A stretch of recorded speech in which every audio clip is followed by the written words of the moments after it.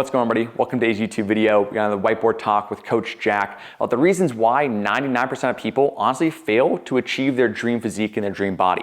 But if you're not like that and you are someone who wants to take things seriously and make an absolute phenomenal change and transformation, check out jackcookbook.com. What I've done is taken my already amazing 120 high protein, low calorie recipes and added 5 bonuses all about how you can make your transformation a more do-it-yourself system. So have a breakdown of your macros, how to calculate your macros, how to actually track those, how to make adjustments to the program, a fat loss kickstart guide, and an entire step-by-step 90-day transformation system. So if you're someone interested in making an amazing transformation in the next 90 days, be sure to check that out, jackcookbook.com. Without further ado, let's jump into the video. So we've got a couple reasons why 99% of people will fail in achieving their dream body and their dream transformation. But the biggest thing that holds a lot of people back is just simply inaction. So number one is inaction, or this region beta paradox. I'll explain that here in a second.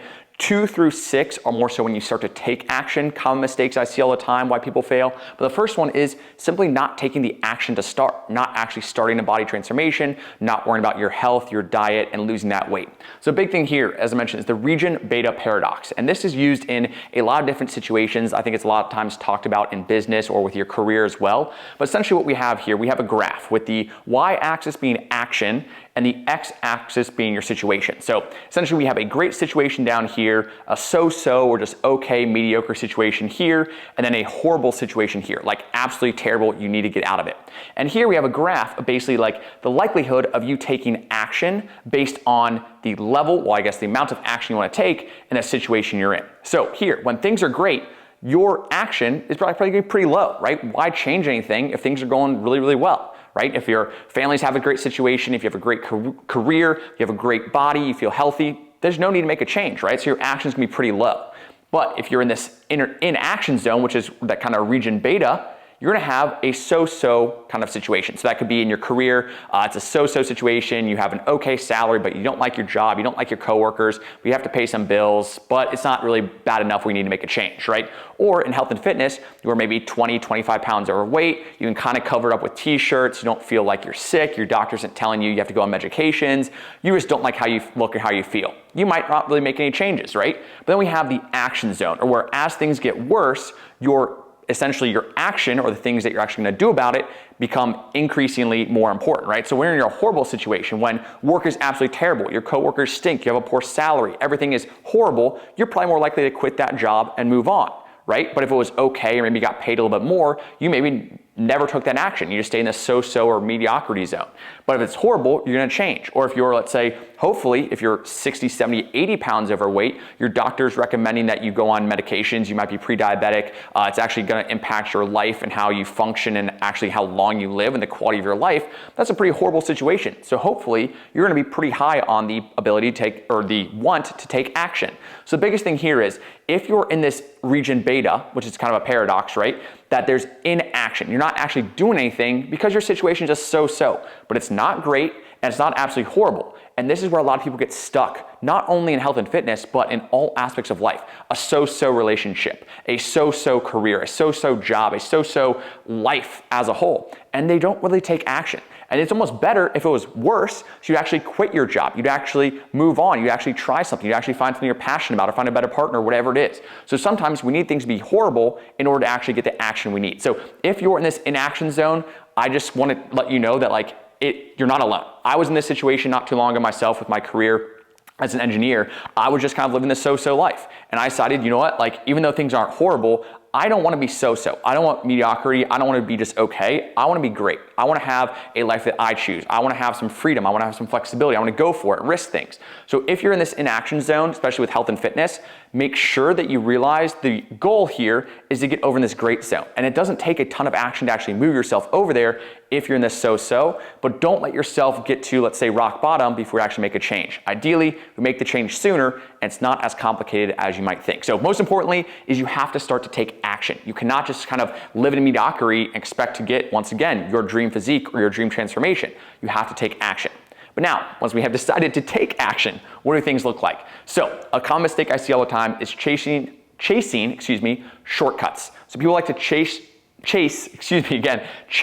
the shortcuts because they think it'll be easier and faster for them to get there. But the biggest thing here is shortcuts, I'll be honest, they don't exist. right? There are things to make things easier on you during your fat loss transformation, but a true shortcut of fasting or tea detoxes or keto or intermittent fasting, they aren't actually something that's going to be a game changer, right? They might be beneficial in the short term, but are they a long-term sustainable approach to making your transformation, also keeping that dream body that you want to build? Probably not. So if you're chasing shortcuts, God, that's a tongue twister.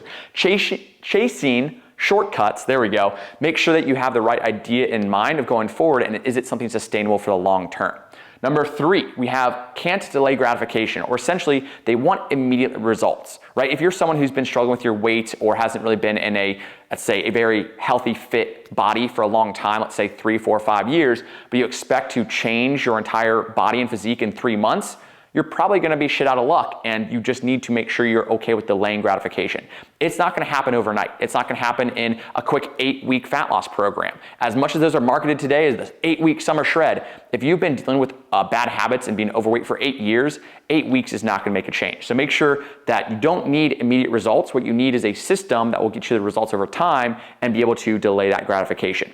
Number 4, we have relying on motivation. The classic, oh, I'll start on Monday, or after the weekend, or when New Year's rolls around and everyone else is on point with their health and fitness and wants to make a change, right? The classic New Year's resolutioner who says, once I'm motivated, that's when I'll make the change. But I've talked to guys, many guys, that have been in a yo-yo cycle of they get motivated, they lose some weight, they lose the motivation, they gain the weight back. If you're only relied on motivation, you're gonna be stuck in a very vicious cycle of yo-yoing back and forth between losing 20 pounds and gaining 20 pounds, losing 30 pounds, gaining 30 pounds, for potentially ever. So we cannot rely just on motivation. We have to build self-discipline, self-confidence, and systems around our health and fitness.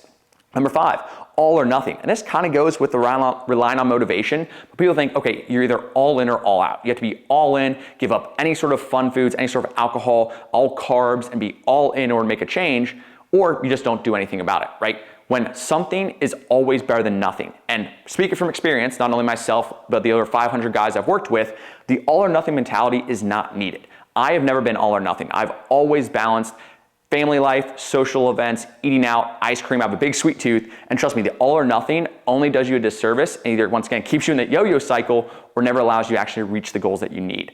Also, lastly, avoiding discomfort. I think a very common thing nowadays is everyone is so comfortable, which is okay, right? Advancements in technology, advancements in obviously housing, right? You get cold in the wintertime, you turn your heat up. You get hot in the summertime, you turn your AC on. You can always find a level of comfort in whether it be your cars, your transportation, your housing, your food. There's always something where we feel uncomfortable as human beings. We want to avoid that discomfort.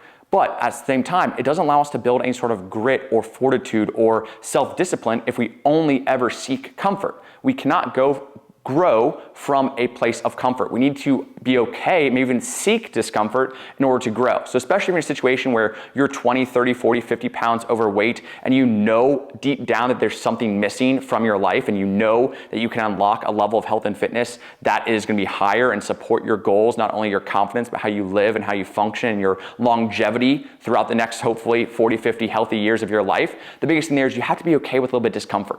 You have to be okay with not always eating your emotions. You have to be okay with being hungry and not immediately going and grabbing a snack from the pantry. You have to be okay with discomfort in order to see the change, in order to grow as a human being. And this goes for anything beyond just health and fitness, right? With your career, relationships, with your family, with anything in life. If you only do what's comfortable for you, you'll stay the same, right? You have to seek discomfort and make those changes. But this is kind of why I would say main reasons I've seen over the last several, almost a decade now in health and fitness, as far as why 99% of people fail and never achieve their dream body. Obviously, there's more complicated things as far as a proper system for you and all that kind of good stuff. But one of the most important things is just the inaction of being in this kind of region beta, where you're not really unhealthy, but you're not also healthy. You kind of are a little bit overweight, but not anything too horrible. You're not morbidly obese, so you kind of don't really do much about it. You kind of just maintain and are in that mediocrity or so-so zone. But the biggest thing there is that is no way to live life as far as mediocrity, as far as just being okay. And if you're in a situation where that's kind of perpetuated in your friend group or your family, I encourage you to find other people. Luckily, there's the internet out there that will push you, that will hold you accountable if you want something more, right? But this is something that no one can do for you. You have to want to change. You have to want this great life. If you're okay with mediocrity and so is everyone around you, then so be it, right? But if you actually want to make a change, that's the important part, and then you can find a system to do so. Without further ado, I'll wrap things up here. And if you do want help when you've decided to make the change and you're all in, you do want to make that transformation, let me know. Reach out at jacksbodysystem.com. I do this for a living. I've had hundreds of transformations. You can check out all the information there, testimonials, past client results. So if you're done being in this kind of inaction area and you're serious about making a change and you want help with it, check out jacksbodysystem.com. Without further ado, I'll wrap things up here. Make sure to like, comment, subscribe if you haven't already. See you guys next time. Peace.